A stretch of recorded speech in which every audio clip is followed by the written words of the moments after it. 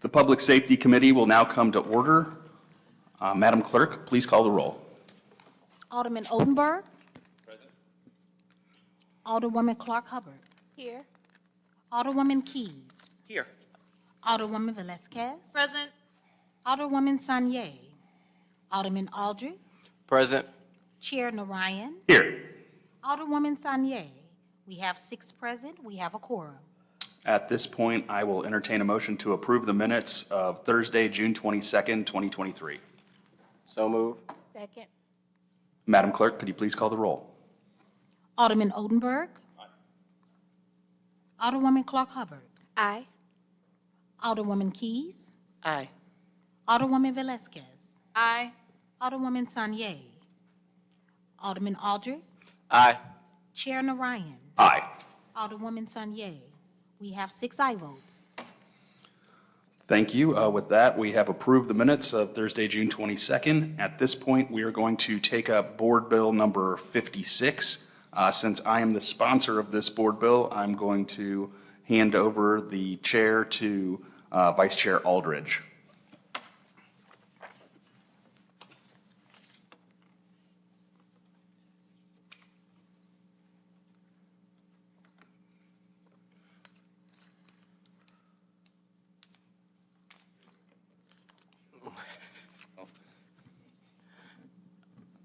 You ready, Alderman? Yes, thank you, Mr. Vice Chair. So Board Bill number 56 is, I think maybe Alderman Oldenburg and Alderwoman Clark Hubbard will recall, it got filed last session because the Missouri Supreme Court has enacted a rule where we must assess this $7 surcharge.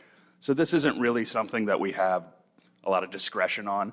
Every municipality throughout the state, other than us and Kansas City, has already instituted this.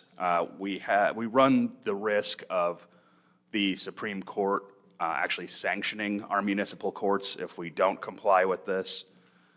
So I don't think there's a lot of discretion here.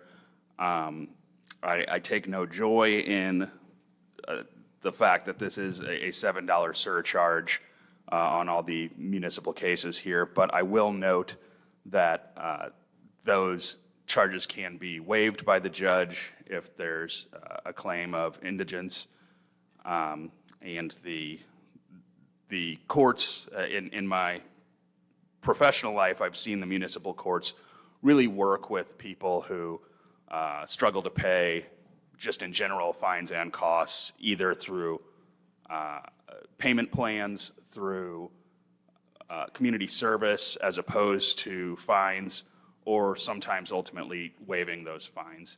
I do have Judge McCoy from the municipal court here to address any specific concerns, but I would urge the members of the committee to pass this through so that we are no longer running afoul of the orders of the Missouri Supreme Court.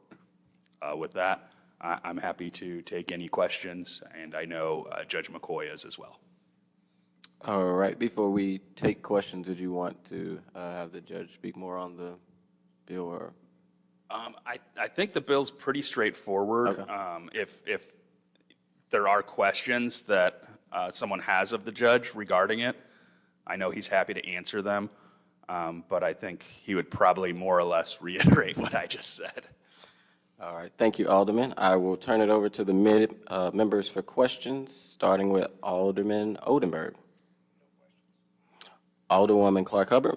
I actually don't have any questions about the bill as you spoke to how we've seen this, and hopefully we thought it might turn a different direction. But since Judge McCoy is here, I wanted to see if he could probably maybe give some clarity to our colleagues here that weren't around then, if I can ask them just a few questions. Absolutely.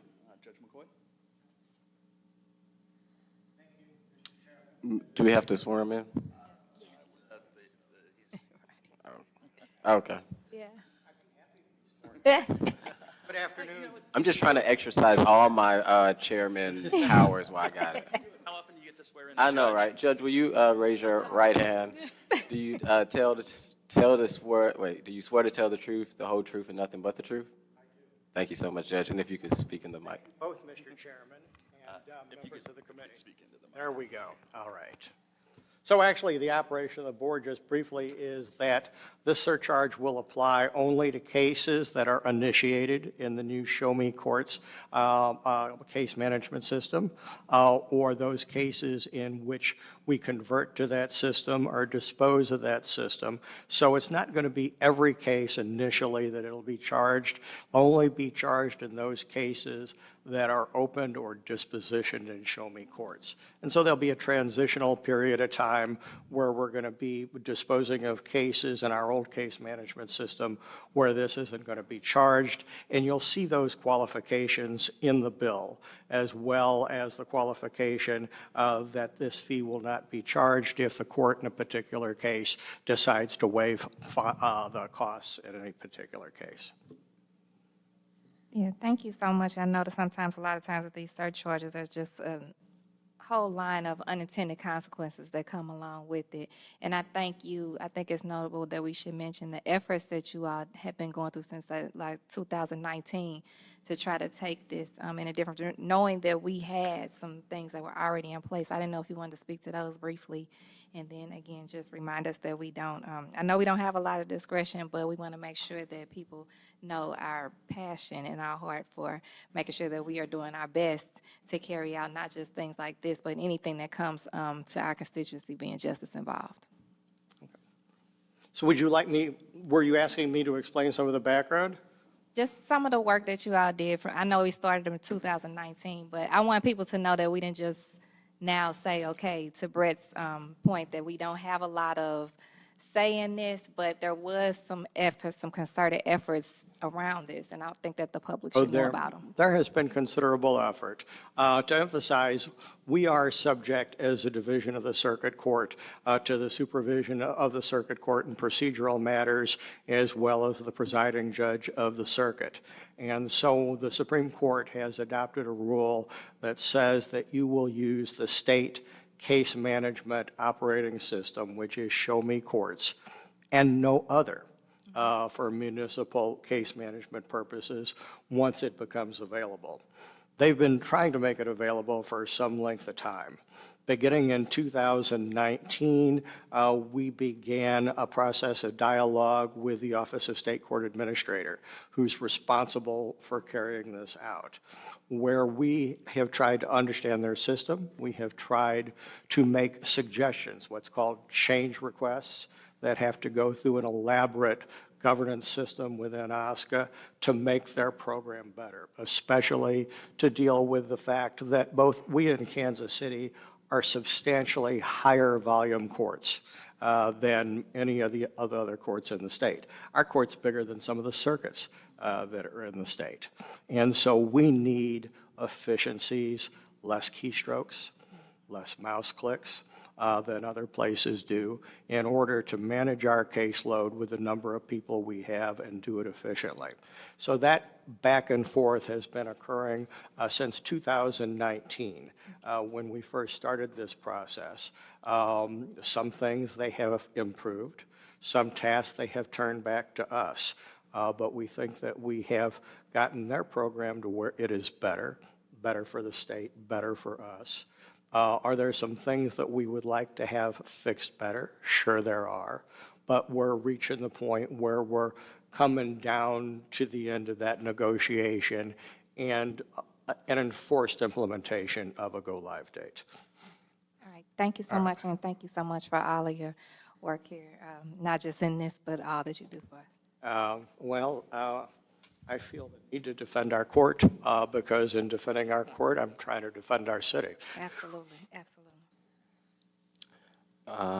Heading down the line, Alderwoman Keys, do you have any questions? Thank you, Mr. Chair, and thank you, Judge, for being here today. We certainly would not want to run afoul of the courts, but thank you for being here. I do not have any questions. Thank you very much. Alderwoman Velasquez? Thank you also for being here, Judge. I have a question that's not necessarily related to the bill, but just for my information. How do we know just the average surcharge fee that, a defendant, if somebody goes to court, what that is? In our court or in other courts? Well, in our court. And if you have, just for I'm just for Well, context and right learning. now, on a traffic case in our court, when court costs are imposed, it's $57. On a non-traffic case, it's $55. There are cases that we routinely waive costs on Metrolink fare tickets. With the court cost included, they'd be up to $80.50. So we waive the fee, the charges on that, so it's $25 flat fine. We often do that on expired plates, an inspection certificate. If a person has a very large number of tickets, sometimes to make the total that they end up with more achievable and not to set them up for failure, we'll waive court costs in some of those cases.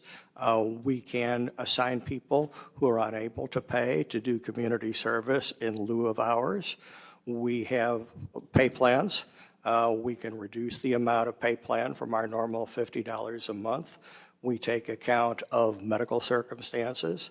Our Supreme Court requires us, whenever somebody says they are unable to pay, even if we give them time, to make inquiry into their financial circumstances to determine their ability to pay and what alternatives there are for them to discharge their legal financial obligation to the city.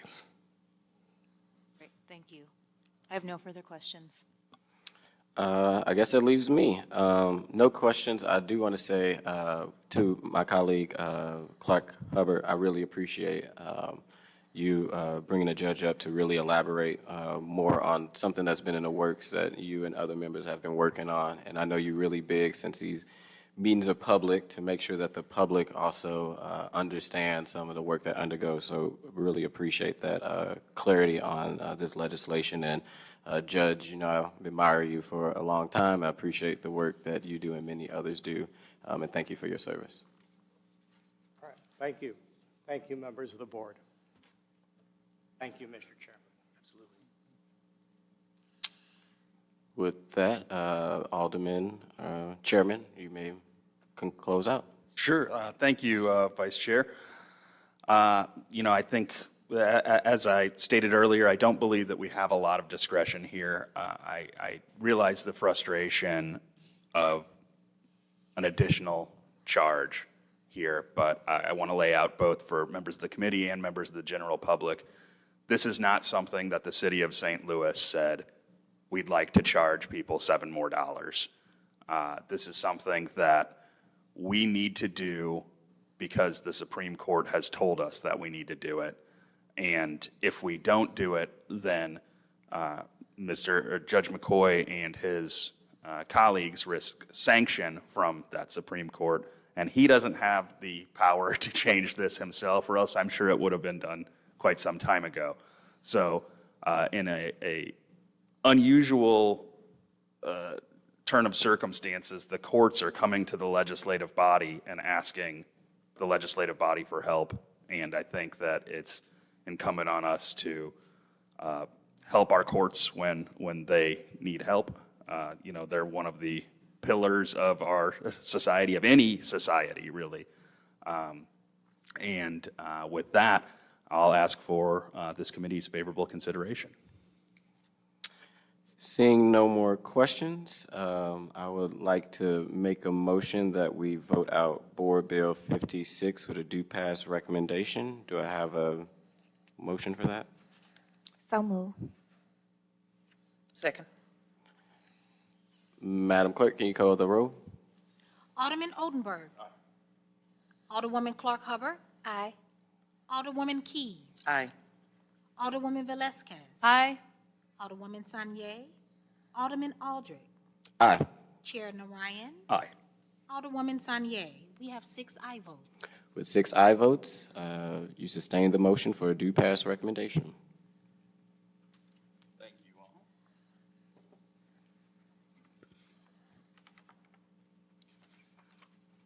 And thank you, Judge, for your expertise on that. And I'm hoping that we can get this thing through the full board in the coming weeks and get your courts in compliance with the Supreme Court directives before the summer's over.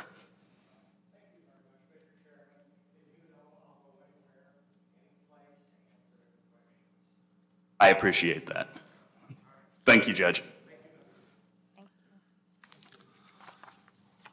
With that, we will dispense of line item 4 and move to line item 6. Well, we'll dispense with 5, move to 6, Prop S funds. So there's a bit of a discussion that needs to take place on the committee here, because if we want an outside entity to advise us on the various Prop S applications, we're going to need to put an RFP out before we break down for summer in order to maintain the timeline that we need to for these funds.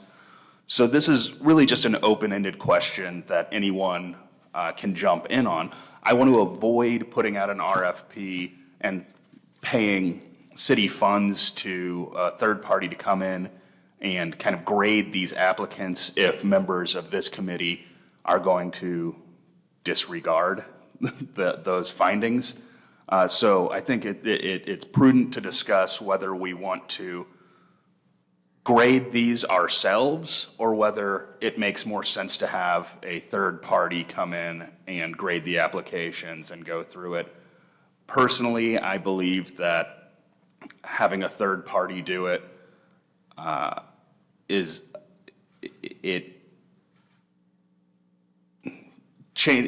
perceptually, it makes it so that no one's pet project is going to get funded if we have applications that are graded by a third party and then we allocate the funds that way. What I'd like to avoid here, as we've seen sometimes with these funds in the past, the decisions are made historically in closed rooms where the public doesn't have a lot of input on it.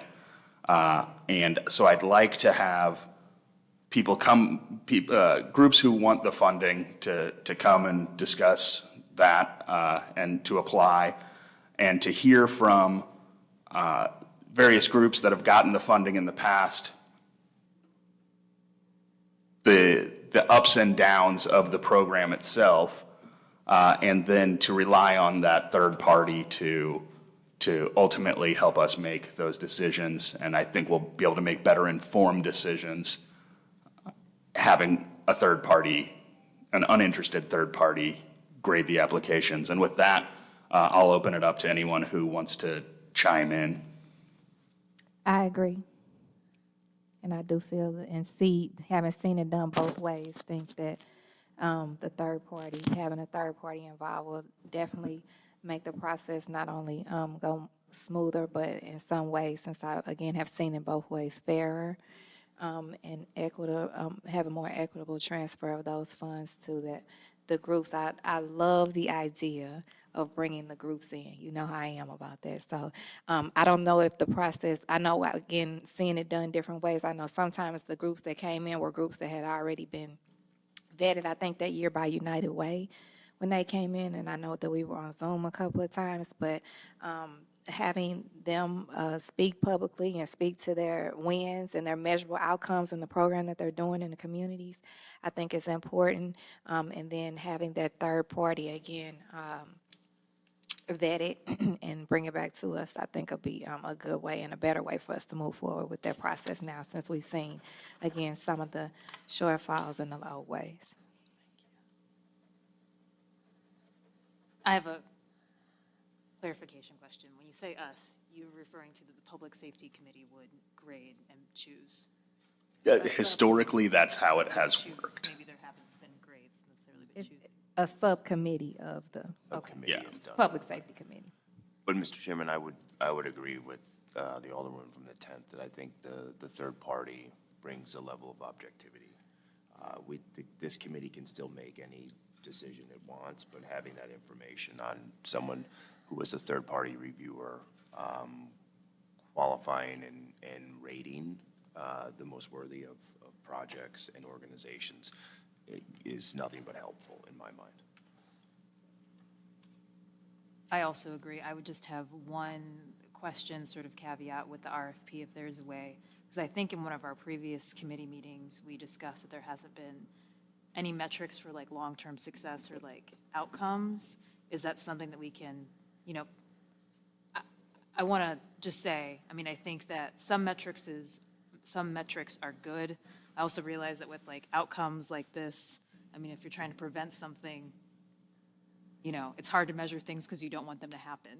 But I also feel like that if, with this investment with the city, that we should be thinking of that, or if there's some kind of piece that we can do with this third party, or when that would be appropriate to put something measurable in place. Absolutely. And I've been talking to Mr. Pickney about that, and I think that most people agree that we would like to see more metrics on this. One of the issues has been some of the entities that benefit the most from this don't have the time, money, and energy to keep a whole lot of statistics. And then on the, as you noted, it's very hard to account for something that didn't happen. Like to say, oh, a violent act did not happen because, you know, Because we did this. because we did X, Y, or Z. So the metrics are also just tricky to come by. That's not to say that there are not models for it, but I think that we all know that there are various studies out there that oftentimes violence is secular in communities. And it seems that with the additional ARPA funds that we have this cycle in particular, that there is some interest in placing these funds, these Prop S funds, particularly towards violence prevention in youth and involving, you know, the rehabilitation of people who have been victims of violence, exposed to violence, to try and break some of those cycles in our community. And so I do think that the metrics are important, and that's part of why I want to have some of the past recipients come in and discuss this with us, because the way that it's sometimes worked historically, we hand out the money, but we're not necessarily taking into account the application when we're allocating the dollar amount. So first, if you needed $90,000 to run your program and we give you $15,000, it may not be of any use to you. You may not be able to get the thing done. On the flip side, if you're a larger program and we give you $15,000, you may not need that at all. And so trying to balance the two to ensure that we're getting this money to the groups who need it, but also giving the amounts that they need and doing it at the timing that they need. One of the things that we're looking at is changing the timing of this to coincide with the fiscal year, which is going to help in terms of just the grants that they rely on to make sure that this money makes sense for the programming that they're trying to do.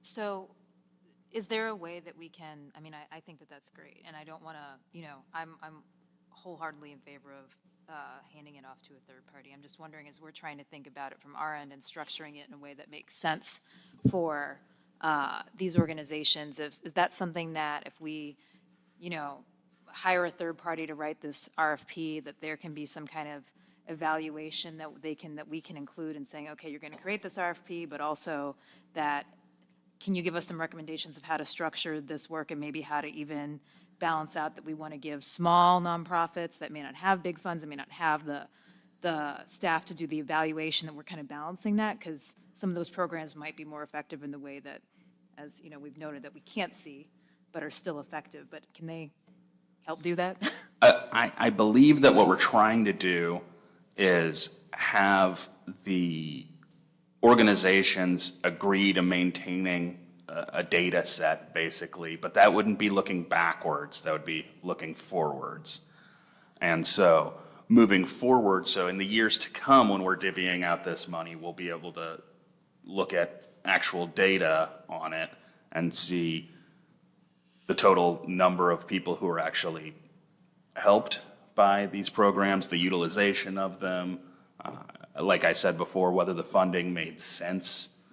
And the goal of this is to not to permanently prop up any organization. This is a piece of the funding for various entities, and we've seen some organizations that rely almost entirely on these funds, and that's really not what they were intended for.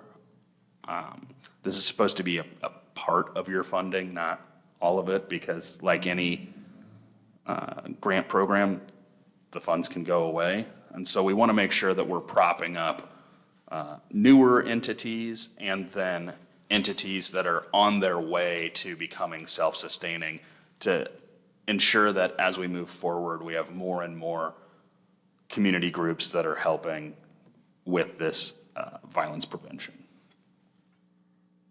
Thank you. Sure. So it sounds to me like there's a real desire here to have that third party assess the applications and give us recommendations. Does anyone not want a third party? Is anyone uninterested in hearing from a third party to assess it, or thinks it's a waste of money, anything like that? It is uninterested, thinks that we alone should be making these decisions? I think that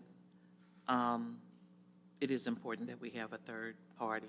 You know, naturally, nobody wants to pay the money, but how else are you going to get it? So it is, and I think it's a crucial part that that third party plays in the transparency of what it is that we're trying to accomplish here, and vetting the agencies that would take part in this program. So I don't see how you really can get around not having a third party. That's my exact feel on it. And did you have something to add?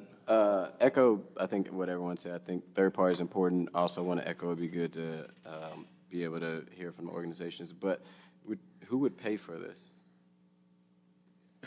Are you saying the Prop S funds in general? Or the third party? So since it's under the discussions that I've had, it seems to be kind of a de minimis cost. So we're able to use these funds to administer these funds, basically. And so it's not like it's going to be a huge expense. And I think it probably behooves us to do that, A, so that there's not the perception that we're handpicking winners and losers, and B, we're all busy folks who may not be experts in which community groups are doing the best work out there. So to have someone neutral who can really dig in and address some of the concerns, I think makes a lot of sense. And it sounds like there's no opposition to that. So with that, I would make a motion that that I will move forward in requesting third-party assistance on Prop S funds as we move forward. Second. Madam Clerk, would you please call the roll? Alderman Oldenburg. Aye. Alderwoman Clark Hubbard. Aye. Alderwoman Keys. Aye. Alderwoman Velazquez. Aye. Alderwoman Sanier. Alderman Aldred. Aye. Chair Narayan. Aye. Alderwoman Sanier. We have 6 aye votes. All right, and we do have an item number 2 to committee discussions that was a late arrival, so it's not on our agendas, but Reverend Darrell Gray, after last week's committee hearing regarding the Detention Oversight Board, wanted to add to the conversation, and as this is, as we expressed, an ongoing conversation, I think it's appropriate that we continue to take testimony on it. We will be inviting more members forward, but At this point, I'd like to hear from the Reverend and what he has to say on the matter. And Reverend Gray, could I swear you in real quick? Sure you can. All right. Reverend, do you swear or affirm that everything you're going to tell us today is the truth to the best of your ability? I do. All right. Thank you. Please proceed. My name is Reverend Darrell Gray. I am a city resident. I come here, I'm the pastor of the Greater Fairfax Missionary Baptist Church. I currently serve as the vice chair for the Detention Facility Oversight Board. Formerly, I served as the chair for the Corrections Task Force that was created by our former mayor, Lyda Crewson. And so I come here in that capacity. I want to say to the board as the committee, as I'm listening, thank you. I'm encouraged by the conversation and the words and the action that you've taken, transparency and accountability. Another set of eyes is not bad, particularly when you're allocating city money, and especially for crime prevention. I'm not going to be before you long. I was going to, and I want to thank you, Mr. Chair, for allowing me on very short notice to be here with you this afternoon. I was going to wait, Mr. Chair, to give my insight and input as it relates to the Detention Facilities Oversight Board and what has been taking place. But yesterday, I had an opportunity to see some things that disturbed me very much. I'll try to go into as much detail as I can. Please do. Without giving thought to any legal ramifications that it may have on me. I was invited as a member of the Detention Facility Oversight Board to meet with city employees who have access to the Criminal Justice Center. I was shown a video by staff that was taken yesterday of detainees in a holding cell. Several detainees, I counted at least 11 in one holding cell, and was informed that these are male, that these detainees, many of them have been in that holding cell in excess of 4 to 5 days, in a holding cell, sleeping on the floor. I don't know if any of you have had an opportunity to see the size of the holding cells, but those holding cells primarily accommodate maybe 4 people on a short-term basis. These people were housed on a long-term basis, and I had an opportunity to view that through a video that was taken by employees who have access to the center. Needless to say, I was extremely alarmed, not just as the vice chair of the Oversight Committee, not just as the former chair of the Corrections Task Force, because we've gone through this. The task force had 86 recommendations as a result of 4 riots that someone could have been killed. Fortunately, that wasn't the case, but we had 4 riots in that jail cell, and one of the reasons was overcrowdedness, people being forced to be stacked on top of each other. It is, for lack of a better word, inhumane, and I'm sure that it is a violation of every policy that has anything to do with detaining people within our criminal justice system, and specifically in a short-term detention facility. And so to view that, I couldn't wait. I couldn't unsee what I saw yesterday. That was one thing. The other thing that came to my attention is a detainee who was supposed to be segregated, not allowed certain items, for example, utensils for meals. This is someone who has been declared to be a suicide risk should be detained separately and was detained with someone who is not a suicide risk. And so when we talk about meal utensils, for example, if you're on suicide watch, you cannot get meal utensils. But the person in the cell with the person on suicide watch is able to have it.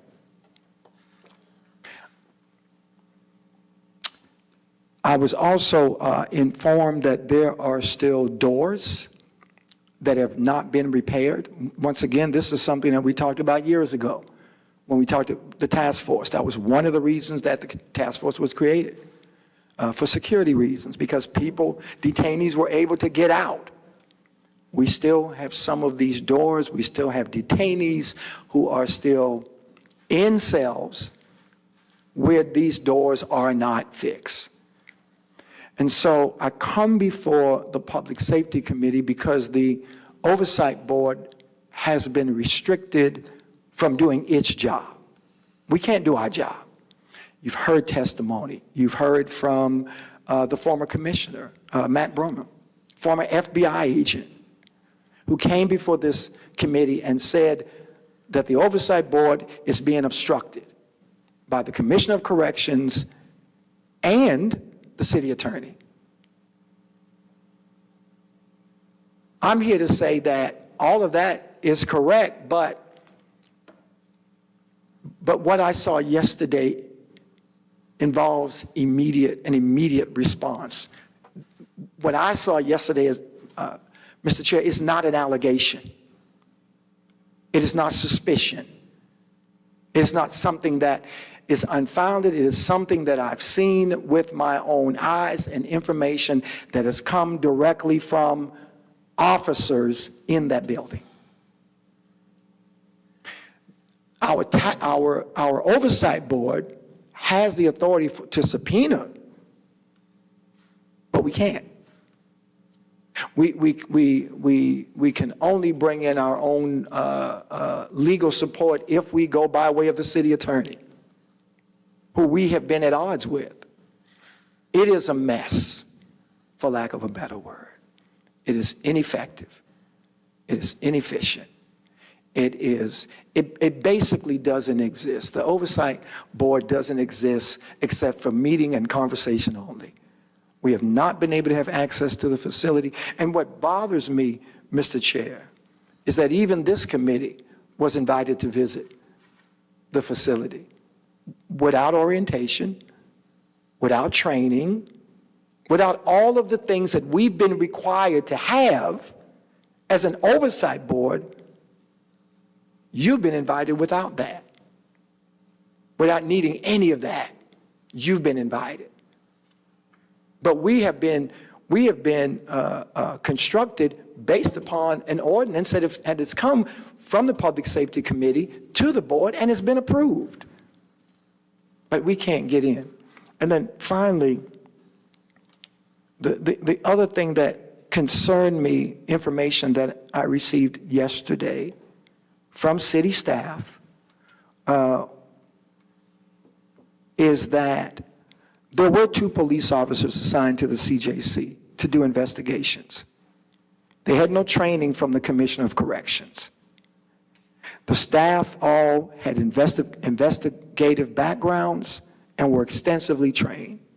They were placed there to do investigations of staff committing crimes and when staff were hurt by detainees. Those officers are no longer in that building. There is a police officer over prisoner processing, 2 police officers over prisoner processing on the first floor. The only way that I was able to see the video that I saw was because this particular employee had on a body camera, but we don't know how many of the correctional officers are using body cameras and if they're on. There's so much we don't know about what is happening in this building. The problem is, to date, there's 639 detainees over there. And those numbers are going to grow. What we've been able to determine with the new circuit attorney, who has brought on additional prosecutors, who have brought on federal prosecutors to help, with the fact that the Circuit Attorney's Office is no longer issuing subpoenas but warrants, those numbers are going to grow. And so if those numbers grow, and yesterday we see 11, 12 detainees in one cell for days at a time, Mr. Chair, what is going to happen tomorrow or next week as the Circuit Attorney begins to work through his process, his workload? The task force was created so that we don't have the riots that we had a couple of years ago, so that we don't have detainees hurting each other or detainees hurting staff or staff hurting detainees, so that we can make sure that we have conditions that are humane, where people's constitutional rights are not violated. And so if the Oversight Committee cannot do its job, then we have to appeal to the entity that created the Oversight Committee, which is you. This entity, the Public Safety Committee, the ordinance was discussed and approved and voted out of this committee, went to the floor, and it was approved. And so we have to come to the Board of Alder People. We have to come to this committee because, Mr. Chair, we have nowhere else to go, and we fear for the worst. And so now that you've been told that it is not speculation, that it is not innuendo, then it's on record. What I saw, I'm putting on record. I cannot unsee. And the fact that I saw it yesterday, I am obligated, morally and otherwise, to bring it to your attention. And so we're hoping that this committee will see fit to authorize a subcommittee that may be responsible for doing an independent review or investigation immediately, in light of the fact that we can't do anything, that this committee will assist in facilitating the Oversight Board to have independent legal counsel. And we have, Mr. Chair, spoken to Alderman Aldridge, who has indicated his support, and Alderwoman Hubbard, who's been supportive of the Oversight Board from day one. And finally, to review the ordinance that created this Oversight Board, because there are restrictions in that does not allow us to be effective, to operate. And there are, I believe, and members of our Oversight Committee believe, that if we review that ordinance, there are some things that are restrictive that could be removed that still safeguards the integrity of the city, legal responsibilities within the city, but also allows us to do our jobs. And those are the things that we're asking. We want to do this work. We're concerned about the health, the safety, and the welfare of not just detainees, but staff and administration as well. And if we can't do it, somebody has to. And so I will close with that, and I'll entertain any easy questions, and Alderwoman Keys can entertain any hard questions. I appreciate you coming here today, Reverend. I know it's not always easy to come forward, and I appreciate that you saw something that you felt morally compelled to come to discuss with us. I will ask, do you have a copy of the video that you're discussing, or did you just see it? I saw it. It was a staff person. It was shown to me by a staff person. As I said, legally, I'm not sure where that goes from here. Sure. If the Oversight Board was able to do its job, we would subpoena that information.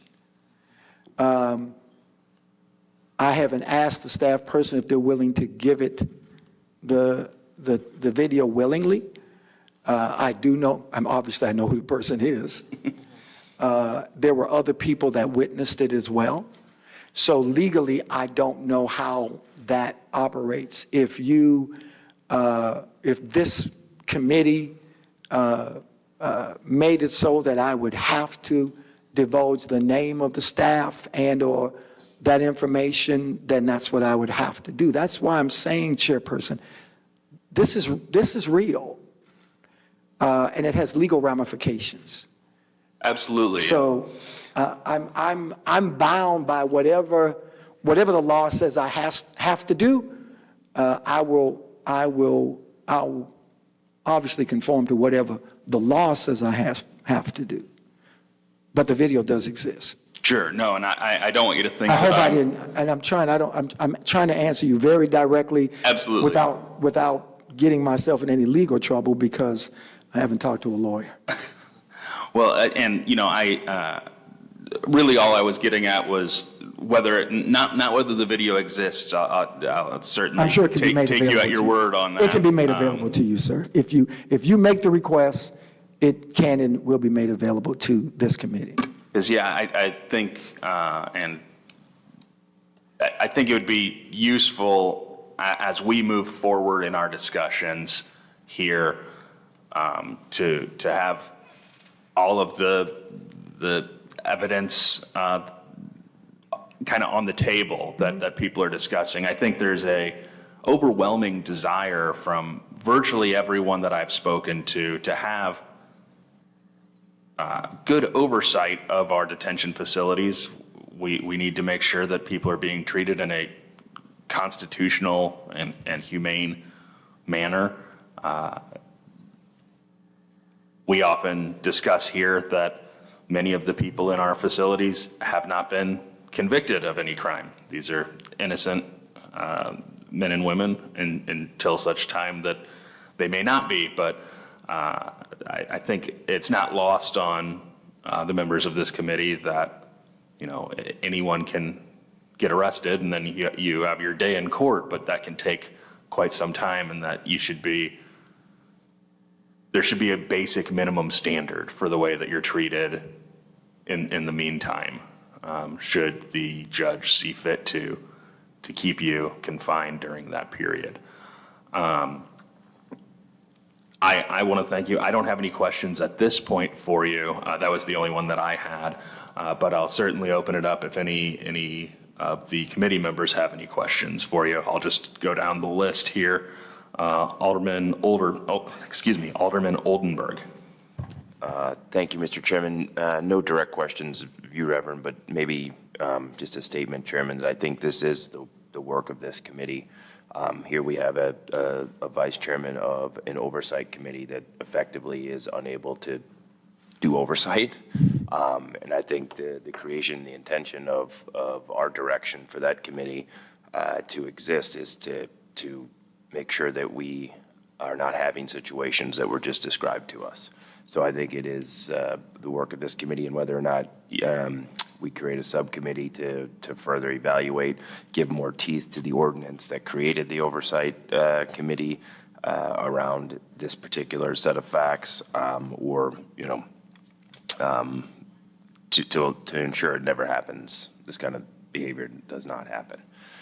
So I stand ready to work with you and how we can figure that out. I appreciate that. Thank you, Alderman. Alderwoman Clark Hubbard.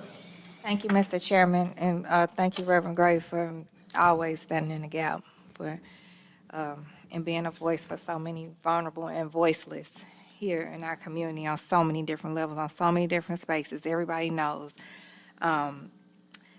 the passion and the intended efforts that I display and show and act on when it comes to civilian oversight on every level. And I know that, we know this fight goes on. It's a marathon, not a sprint. We hear that all the time, and things like this actually help in the process because we see where there's holes, where there's gaps, and where there's things we can make changes. But being able to not be operative at all. It just really breaks my heart, knowing what we went through to get this in place, knowing the meetings we sat through when we vetted you all, and being there when you all were sworn in. And again, so you know where I am with this, and being continuing to be an advocate in whatever position and role I can play into it.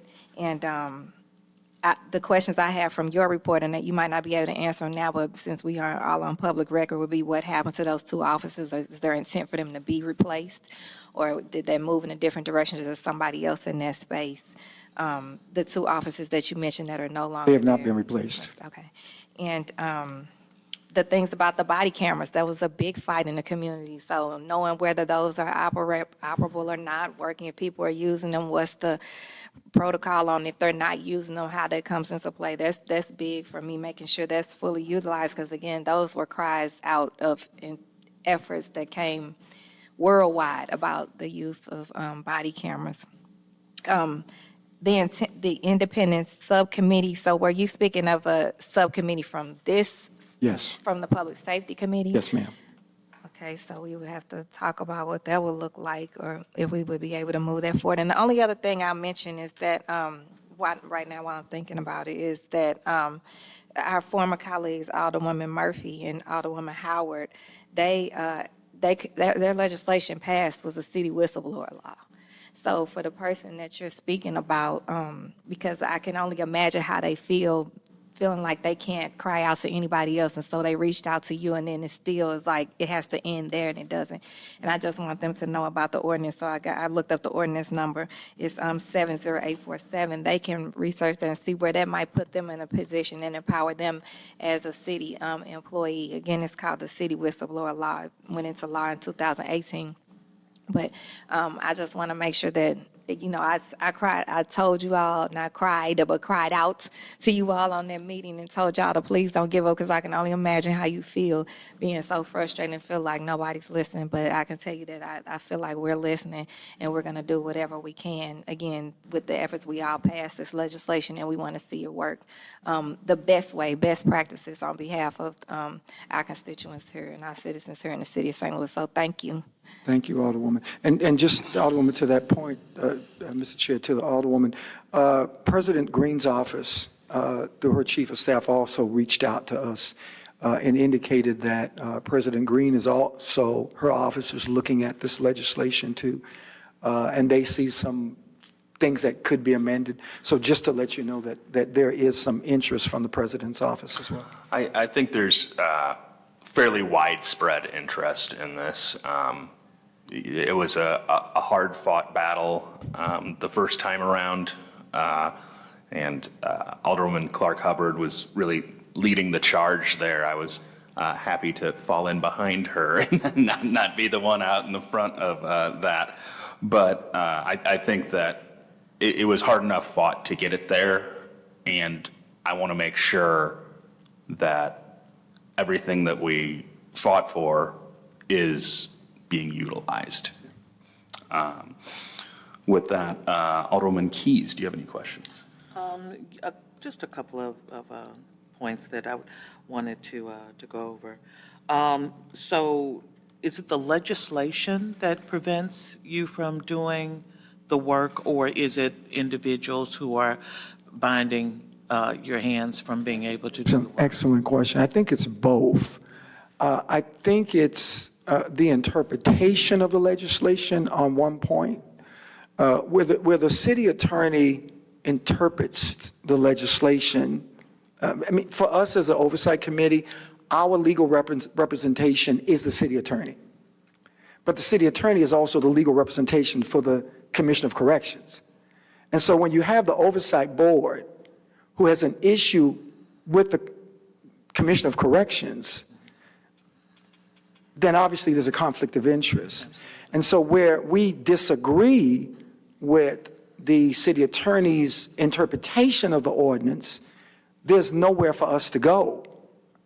And then when we get something stamped confidential, lawyer-client confidentiality, then that again ties our hands, because then we can't even discuss it. And so without our own independent counsel, when we disagree with the city attorney. That's been a problem. From a personnel point of view, we firmly believe that it is the Commissioner of Corrections who will not provide information, will not provide information as it is requested, will not provide accessibility, not just to us, Alderwoman, but also the staff. It's not just the oversight board of volunteers. There's paid staff who have been hired because of their expertise to investigate, who are also not able to have access to excessive use of force reports, any, complaints. And so it's like everything is at a standstill. We're paying staff who are not able to do what they're being paid to do. And so it's both, which is extremely unfortunate. And we're not naive, Alderwoman. We understand that there are lawsuits. I mean, 6 people died last year. So we're not naive. We understand that there are legal ramifications and that there are those who don't want oversight and don't want us to go in asking questions because what we find out may exacerbate a legal situation.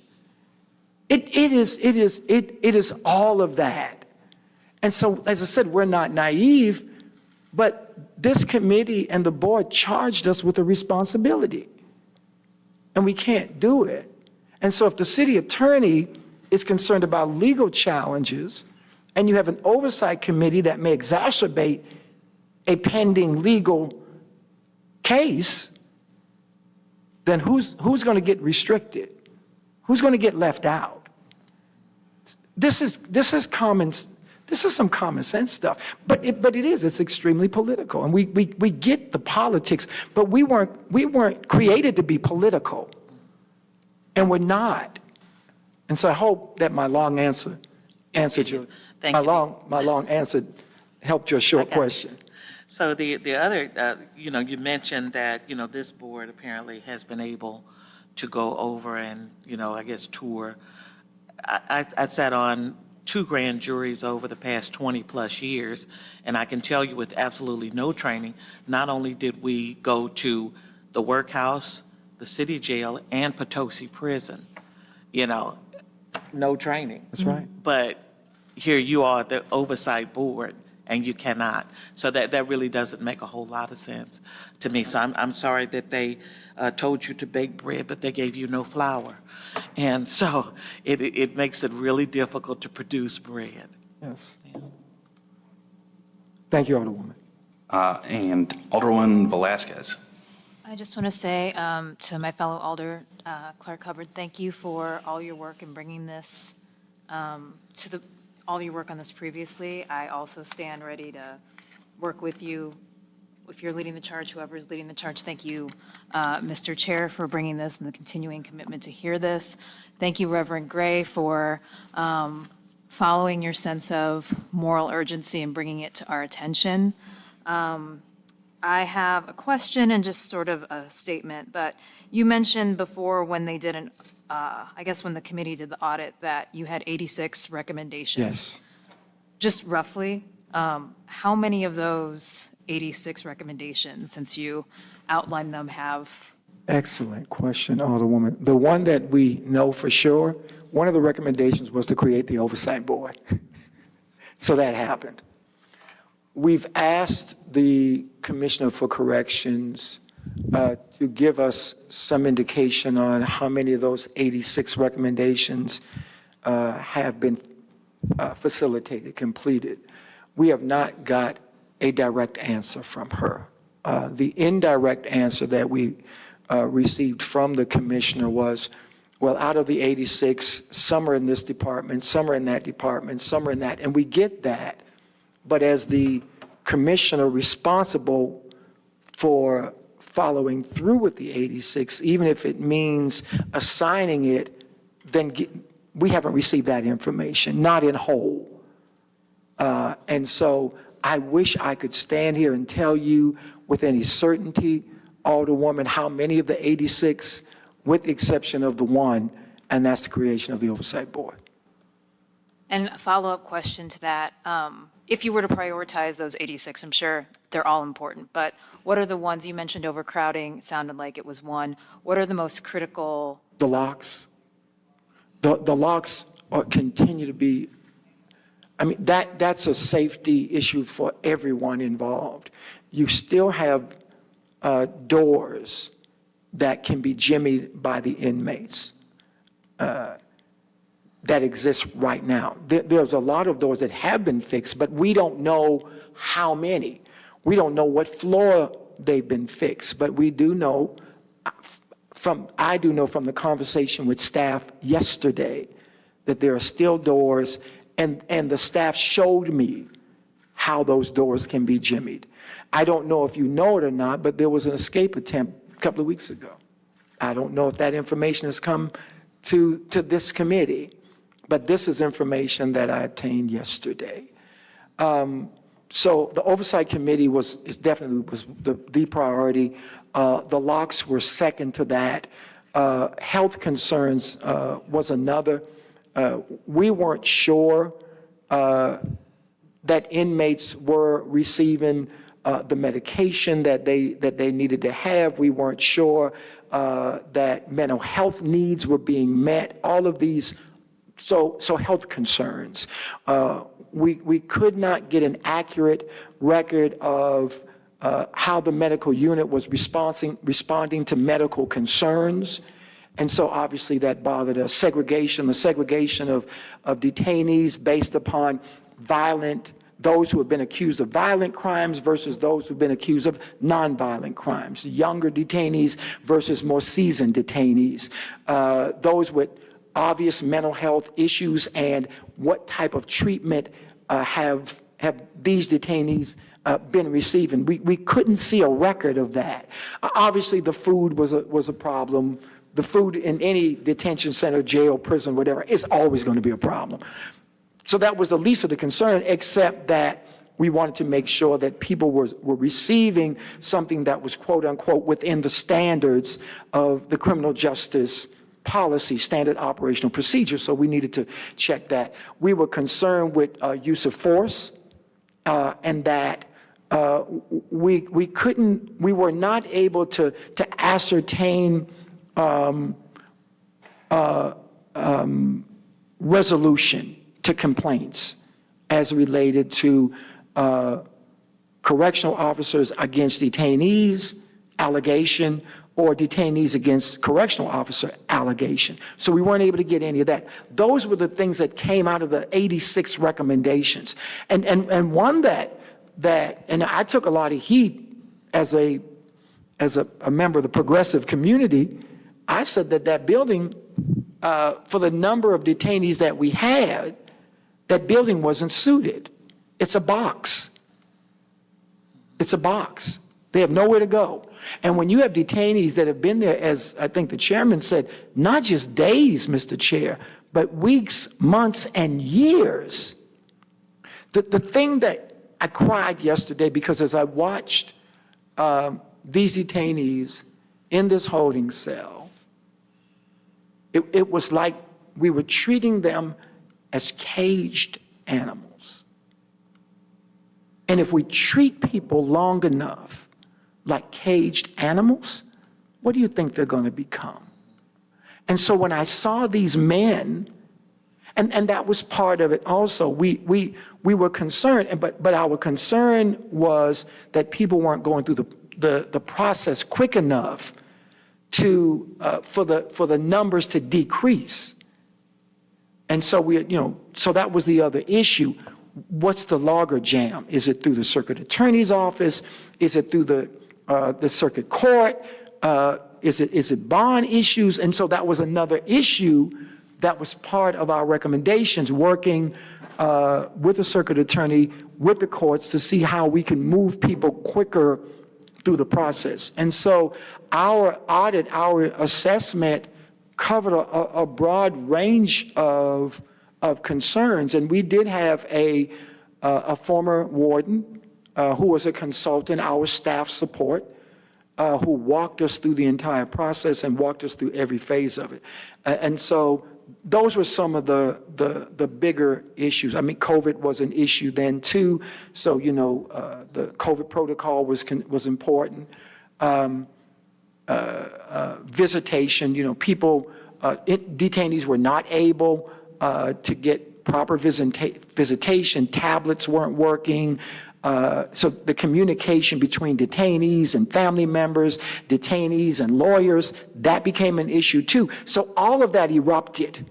It was the perfect storm that when you have all of these things combined, then it exploded 4 times.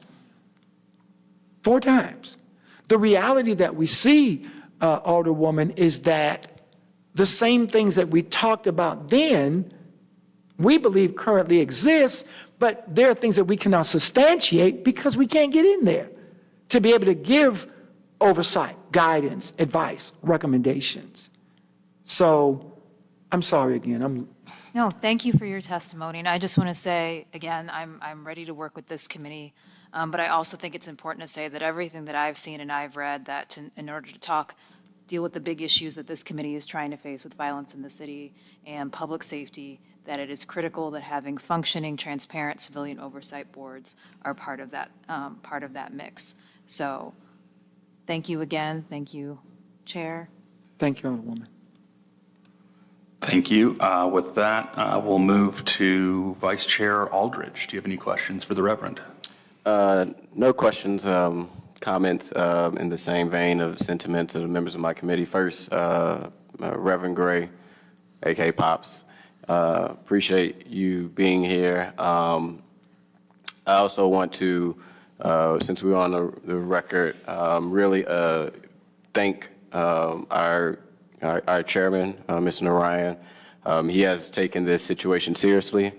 Yesterday, I had the opportunity to attend the Detention Facility Oversight Committee, and was just flabbergasted again by the lack of transparency that you guys have not been able to receive with a task that I think everybody on this committee has taken serious, especially at the leadership of Alderwoman Clark Hubbard, who passed the Civilian Oversight Bill to make sure there is that oversight. And yesterday, just with going on record, I want to also go on record now, Mr. Brumman, who resigned, came in front of the Budget Committee within the weeks that his budget was up. And probably a week later, he ended up resigning, and it became public.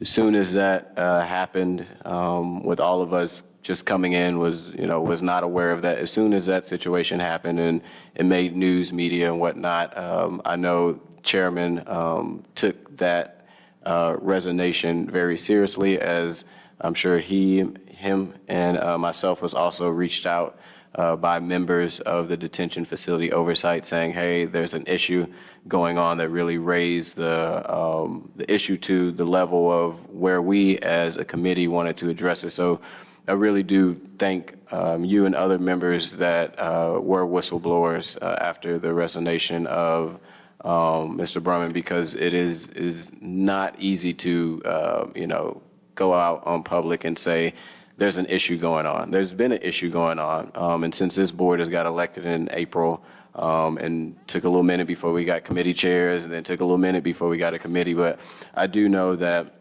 this committee is serious about addressing the lack of oversight that is going on. I haven't probably talked to one member that hasn't, and also stand ready at the helms of the chair to serve on the subcommittee, to do as ever necessary. I do think it is critically important that we look at ways that I think the legislation that Alderwoman Clark Hubbard passed was very strong, and very pivotal of getting everything going.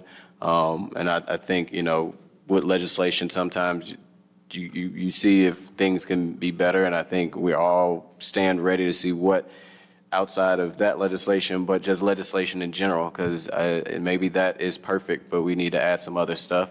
I do want to go on record and also agree that I think it is unfortunate that the city councilor, Sheena, is holding up processes for you guys to be able to get stuff done. It is strange that, like you say, a city council would be representing you all and as well as representing the entity you're trying to get in, and everything's confidential.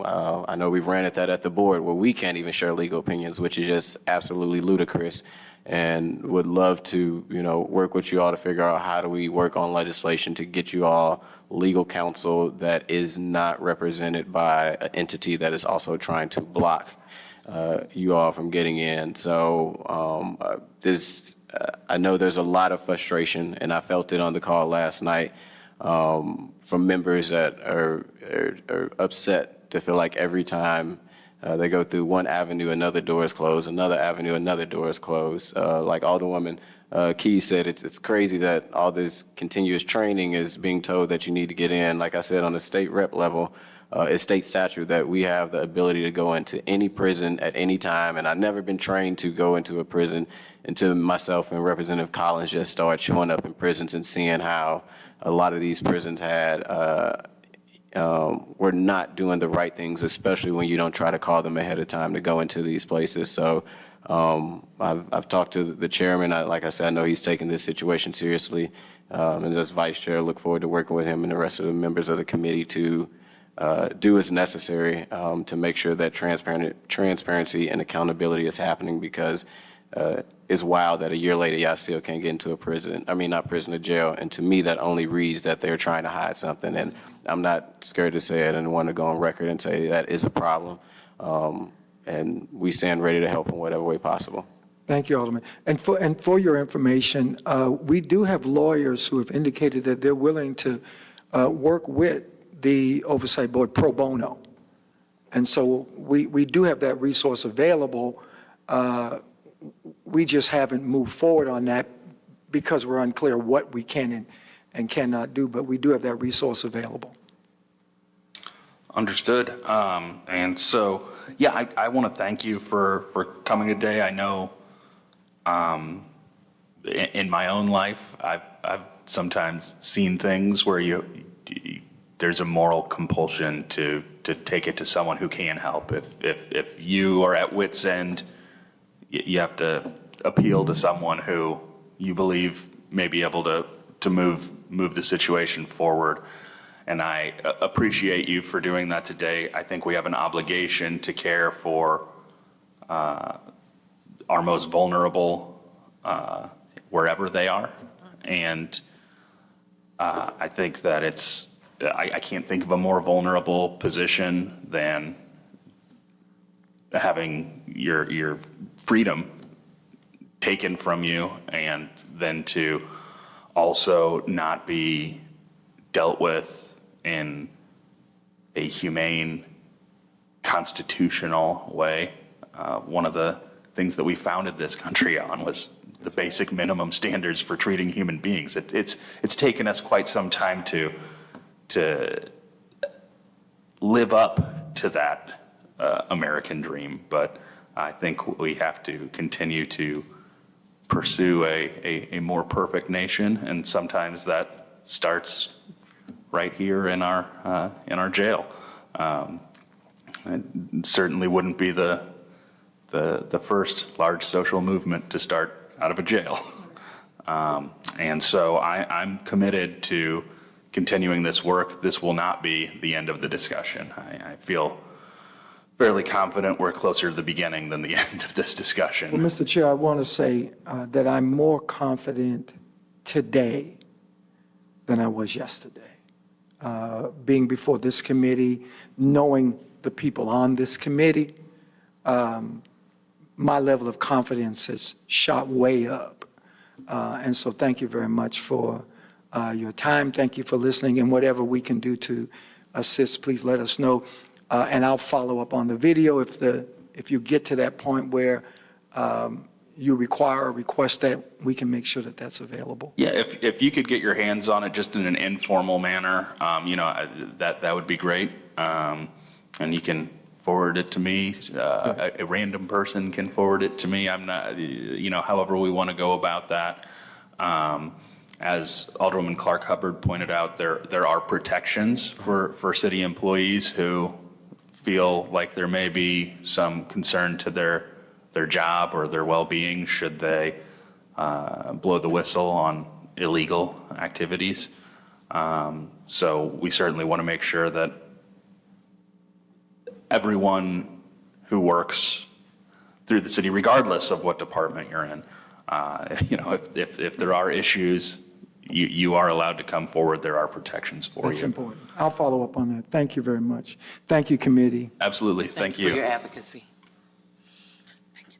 All right. With that, Madam Clerk, is there any written testimony? We have none. All right. We'll dispense with line item 7. Move to announcements. Does anyone have any announcements? We have none. Hearing none. Move to line item 9, excused members. At this point, I would entertain a motion to excuse Alderwoman Saunier. So moved. Second. All in favor signify by saying aye. Aye. Opposed? Hearing no opposition, the Alderwoman Saunier will be excused. And at this time, I'll entertain a motion to adjourn. Second. All in favor signify by saying aye. Aye. The Public Safety Committee is now adjourned.